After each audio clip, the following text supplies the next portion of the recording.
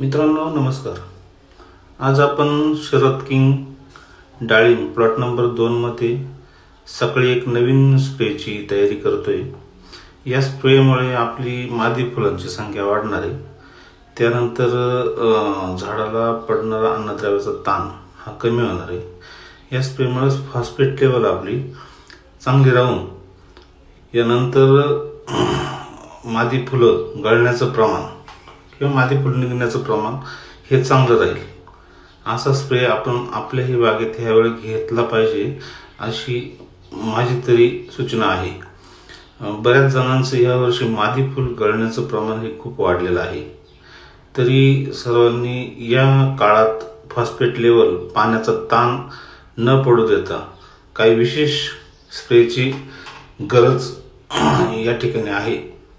कारण आता आज तर थोडं आभाळ आहे, धुकं आहे, त्यामुळे अशा वेळेस मादी फुलांचं प्रमाण कमी होऊन जातं आणि फुलं गळण्याचं प्रमाण सुद्धा या अशा पिरियडमध्ये वाढून जातं।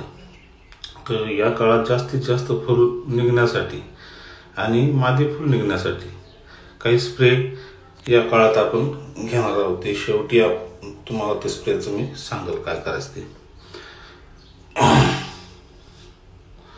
या काळात पाण्याचा ताण पडू देऊ नका। बऱ्याचशा जणांचे फोन आले की मादी फुल गळतंय, काय केलं पाहिजे काय नाही।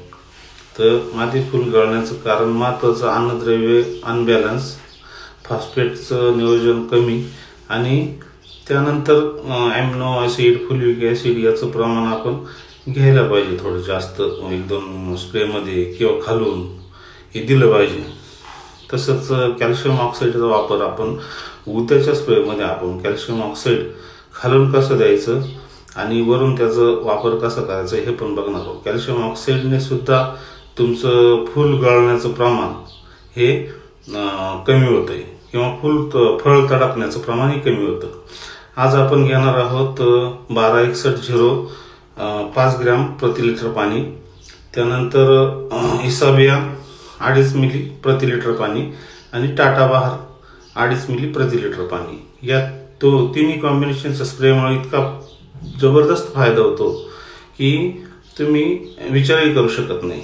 धन्यवाद मित्रांनो, असेच व्हिडिओ बघत राहा।